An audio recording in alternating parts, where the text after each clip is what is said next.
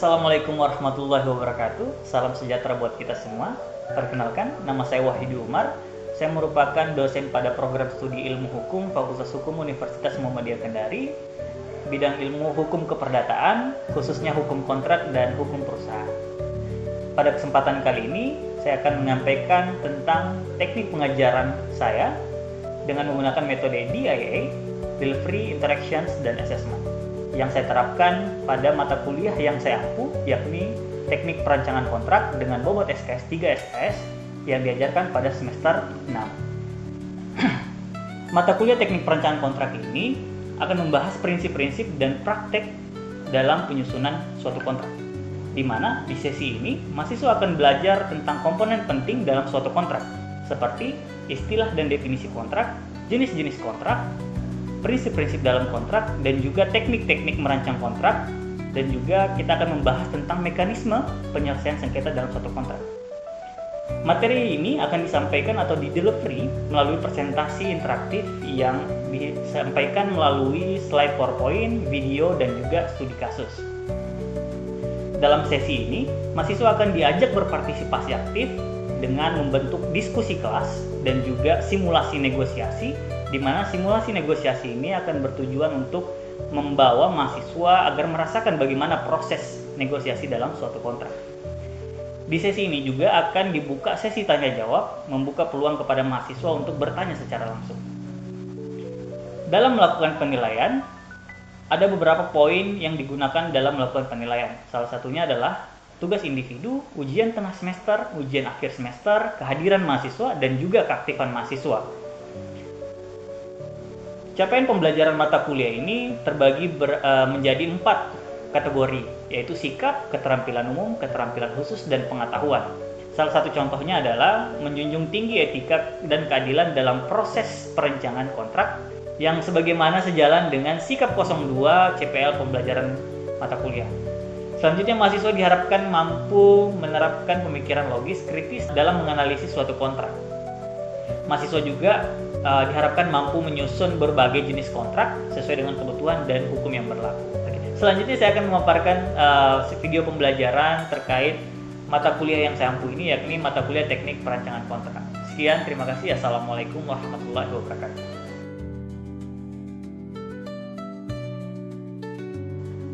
Bismillahirrahmanirrahim. Assalamualaikum warahmatullahi wabarakatuh. Selamat pagi semuanya. Kita bertemu lagi di pertemuan kesekian, di mana hari ini kita bakal bahas salah satu perjanjian inominat namanya. Perjanjian inominat yang seperti kita sebutkan sebelum-sebelumnya, bahwa perjanjian inominat itu adalah perjanjian yang tidak bernama. Kenapa tidak bernama? Di dalam KUH Perdata, sebagai sumber dari hukum perjanjian itu sendiri atau hukum kontrak itu sendiri, menyebutkan bahwa ada beberapa perjanjian yang bernama. Perjanjian bernama kenapa? Karena dia telah diatur secara jelas di dalam KUH Perdata. Jadi segala perjanjian atau kontrak ataupun perikatan yang terbentuk di luar dari KUH Perdata yang telah disebutkan dalam KUH Perdata, itu adalah perjanjian inominat. Sebelum kita memulai perkuliahan, mari kita ucapkan basmalah bersama-sama. Bismillahirrahmanirrahim. Baik. Jadi pertemuan kali ini kita akan bahas lebih detail, khususnya pada prinsip hukum dalam pembentukan dan pelaksanaan kontrak jasa pertambangan. Jadi perlu kalian ketahui bahwa tahapan kontrak itu ada 3 tahapan. Yang pertama adalah pembentukan, kemudian yang kedua adalah pembuatan, kemudian yang ketiga pelaksanaan. Jadi dia ada 3 tahapan dalam pembentukan kontrak. Pertama pembentukan atau prakontrak, kemudian pembuatan kontrak, kemudian pasca kontrak atau pelaksanaan. Nah, di pertemuan kali ini kita bakal bahas prinsip hukum apa yang ada di dalam pembentukan dan pelaksanaan kontrak, khususnya kontrak jasa pertambangan mineral batubara oleh badan usaha milik negara. Kenapa kita bahas ini? Karena ini menjadi penting karena kita tinggal di Sulawesi Tenggara yang dimana banyak penambang-penambang, banyak wilayah-wilayah tambang yang ada di Sulawesi Tenggara. Jadi menjadi penting supaya kita sebagai lulusan sarjana yang berasal dari Sulawesi Tenggara memahami bagaimana membentuk kontrak jasa pertambangan. Pasal 33 itu menyebutkan perekonomian yang disusun sebagai usaha bersama berdasarkan asas kekeluargaan, dan juga poin 3-nya menyebutkan bumi, air, dan kekayaan alam yang terkandung di dalamnya dikuasai oleh negara. Nah, bentuk amanat ini dituangkan dengan dibentuknya BUMN, ya kan? Dan kalau kita lihat pada tujuan BUMN berdasarkan Undang-Undang Nomor 1 Tahun 2025 ayat 2, Undang-Undang BUMN ini menyebutkan tujuan BUMN salah satunya mendapatkan keuntungan, memberikan kontribusi pada perekonomian, dan seterusnya. Tapi kalau kita lihat pada Permen BUMN, ini BUMN kan dia bentuknya perusahaan, ya kan? Dia bentuknya perusahaan dan tujuannya sebenarnya mencari keuntungan. Di samping mencari keuntungan, dia juga menjalankan amanat pasal 33 tadi, iya kan? Karena dia sebagai negara, yang dimana dia harus mengelola bumi, air, dan kekayaan alam yang terkandung di dalamnya. Nah, bagaimana cara pelaksanaan perusahaan BUMN? Itu dituangkan di dalam Peraturan Menteri BUMN Nomor 2 Tahun 2023, yang dimana mengatakan bahwa setiap kerjasama yang dilakukan oleh BUMN harus dituangkan ke dalam perjanjian. Nah, pertanyaannya sekarang, apa itu perjanjian? Apakah sama dengan kontrak? Kalau kita lihat istilah Indonesianya, perjanjian itu sama dengan kontrak. Kalau kita lihat bahasa Indonesia, perjanjian sama dengan kontrak. Tapi kalau kita lihat bahasa-bahasa asing, perjanjian dan kontrak itu adalah hal yang berbeda. Kontrak itu, kalau kita lihat dari Belanda, dia overcomes. Kalian bisa lihat juga di KUH Perdata, dia overcomes. Kalau di bahasa Prancis kontrak, kalau di bahasa Inggris dia kontrak. Yang dimana ada banyak ahli yang mengatakan kontrak dan perjanjian itu sama. Banyak ahli yang mengatakan. Contohnya apa? Contohnya ada Jacob Hans, ada Purwahid Patrick, ada Mariam Darus, ada Matrik Pohan, yang dimana ahli-ahli ini mengatakan bahwa perjanjian dan kontrak itu sama. Tapi ada juga ahli yang mengatakan perjanjian dan kontrak itu berbeda. Contohnya Prof. Subekti dan Prof. Peter Maut Marzuki. Mereka mengatakan perjanjian dan kontrak itu berbeda. Kalau Prof. Subekti mengatakan bahwa istilah kontrak mempunyai pengertian yang lebih sempit daripada perjanjian. Kalau Prof. Peter Maut Marzuki, dia mengatakan bahwa perjanjian itu cakupannya dia luas, sementara kontrak dia lebih spesifik kepada urusan komersil atau bisnis. Jadi kalau komersil dia pasti kontrak, tapi kalau umum dia pasti perjanjian sebutannya. Kalau menurut Prof. Peter Maut Marzuki. Kalau Prof. Subekti dia lebih kepada perjanjian itu belum tentu tertulis, sementara kontrak sudah pasti bentuknya tertulis. Tapi kalau kita berbicara di Indonesia, kita lebih cenderung kepada para ahli yang mengatakan perjanjian dan kontrak itu sama. Kenapa? Coba kalian buka KUH Perdata, tidak akan kalian temukan istilah kontrak. Tidak akan.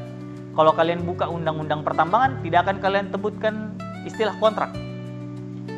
Kalau kalian buka undang-undang jasa konstruksi, kadang kalian temukan kontrak, kadang kalian temukan perjanjian. Nah, karena kita hukum Indonesia menganut sistem hukum civil law yang meracu pada codified law atau hukum yang dibukukan, jadi kita lebih cenderung setuju kepada ahli-ahli yang mengatakan kontrak dan perjanjian itu adalah hal yang sama. Nah, tahapan ini menjadi penting. Ada istilah tak kenal maka tak sayang, ya toh? Bagaimana cara kalian mau membuat kontrak kalau kalian belum kenal kontrak apa yang kalian buat? Nah, di tahapan prakontrak ini, dia biasa disebut dengan musyawarah. Negosiasi bisa, musyawarah bisa, negosiasi bisa. Negosiasinya tentang apa? Tentang judulnya. Maksudnya judulnya apa? Tentang kontrak apa ini kita mau buat? Kontrak perjanjian bernamakah? Perjanjian tidak bernamakah? Yang seperti saya sebutkan tadi. Itu tadi yang perikatan lahir dari undang-undang. Itu tidak dapat dibagi itu. Karena undang-undang menyebutkan pihaknya ini. Tidak bisa diganti sama orang lain. Misalnya kewenangan untuk membantu bantuan pemerintah, tidak bisa kita yang mau gantikan, tidak bisa. Harus pemerintah. Walaupun kita tetap patuh, tapi dia tidak bisa ngomong sama pemerintah. Iya. Kita bantu itu pun tidak termasuk terpenuhinya kewajiban. Contoh misalnya kewajibannya pemerintah adalah memberikan lapangan kerja. Tiba-tiba datang Gojek swasta memberikan lapangan kerja. Belum tentu, bukan berarti kewajiban pemerintah telah selesai, tidak. Oke, sejauh ini ada yang mau tanyakan? Izin Pak saya. Ya. Pertanyaan saya itu kaitan dengan asas tadi, bahwa dijelaskan kalau di tahapan pra kontrak itu Bapak mengusulkan harus ada asas kehati-hatian. Tapi di sisi lain kan sebenarnya ada asas itikat baik juga. Nah, apakah asas itikat baik itu tidak bisa diantarkan ke proses pra kontrak? Itu yang pertama. Yang kedua mengenai asas proporsionalitas, bahwa dalam perancangan kontrak itu para pihak harus seimbang. Tapi di sisi lain ada asas kebebasan berkontrak juga. Itu pertanyaan saya, Pak. Oke. Mungkin sebelumnya saya jelaskan dulu apa perbedaan prinsip yang saya usulkan tadi, precautionary principle atau prinsip kehati-hatian sama itikat baik. Contoh misalnya begini, saya mau beli barangmu, ambigu ya. Saya mau beli. Contohnya misalnya, kita jual beli motor, ya kan? Saya mau beli motormu kan? Saya mau beli motormu. Itikat baiknya dari kamu apa? Ya kasih motornya. Kamu sebagai pemberi tawaran. Kau yang mau jual motormu, ya kan? Kau pemberi tawaran. Saya penerima tawaran. Saya mau beli motormu, iya kan? Itikat baik itu biasa berasal dari pemberi tawaran. Jadi dia yang memberikan tawaran, dia yang harus beritikat baik. Dari saya itikat baiknya ketika kau sudah memberikan itikat baik. Bayar. Nah, sementara precautionary principle, dia tidak perlu dari kau, dari saya yang penerima tawaran. Dia harus berhati-hati. Dari kau juga bisa berhati-hati. Maksudnya seperti apa? Apakah pihakmu nanti ini, kau harus berhati-hati, apakah pihakmu nanti ini menimbulkan konsekuensi apa tidak? Contohnya misalnya begini, kalau itikat baik itu dari pribadi, ya kan? Kalau precautionary principle dia mencegah terjadinya sesuatu. Itikat baik beda. Kau mau jual barang toh, kau tidak perlu lihat saya pencuri apa tidak. Intinya saya punya uang apa tidak. Itu itikat baik. Tapi kalau kau mau lihat precautionary principle, kau harus tahu dulu saya pencuri apa tidak. Uang saya halal apa tidak, kayak begitu. Kira-kira kalau kau jual beli sama saya terjadi konsekuensi apa nih? Kalau misalnya itikat baik itu saya gambarkan, misalnya saya mau jual barangku ke kita, saya harus pastikan barang itu bagus atau tidak. Iya, betul. Itu itikat baik. Betul. Berarti konteksnya sama dong dengan yang berbeda. Jadi kepada pihaknya hati-hati. Kayak contoh kalau kita mau melakukan pertambangan ada namanya AMDAL, analisis dampak lingkungan. Itu salah satu prinsip kehati-hatian. Kita cek apakah lahannya bagus apa tidak. Itu objek, termasuk itikat baik. Kalau saya mau berkontrak dengan kau, saya lampirkan AMDALku, itu itikat baik. Tapi kalau precautionary principle, saya harus tahu dulu, kira-kira perusahaanmu sehat apa tidak. Perusahaanmu sehat apa tidak. Kalau misalnya saya berkontrak sama kau, kira-kira muncul tidak masalah hukum. Kayak misalnya, saya harus tahu, kira-kira perusahaanmu siapa yang punya. Jangan sampai perusahaanmu yang punya adalah mafia. Wah, bahaya saya, kalau saya terjadi kenapa-napa, bisa jadi diserang saya, kayak begitu. Intinya prinsip kehati-hatian itu dia menekankan kepada kehati-hatian meskipun tidak ada indikasi bahaya. Beda kalau itikat baik tadi. Iya, saya dapat. Terus yang kedua apa tadi? Proporsionalitas. Kenapa? Kebebasan berkontrak. Oke. Proporsionalitas dia tujuannya memberikan keadilan. Tujuannya memberikan keadilan. Nah, asas kebebasan berkontrak dia membuka peluang untuk menentukan siapa pihaknya, siapa objeknya, dan apa hukum yang diterapkan. Nah, kalau misalnya kita berdua sama-sama sepakat seimbang saja, misalnya pembagiannya seimbang saja, ya tidak masalah. Namanya asas. Asas itu apa ya? Pada dasarnya sumber hukum kontrak adalah sama kayak hukum nasional. Dia dari undang-undang, apalagi?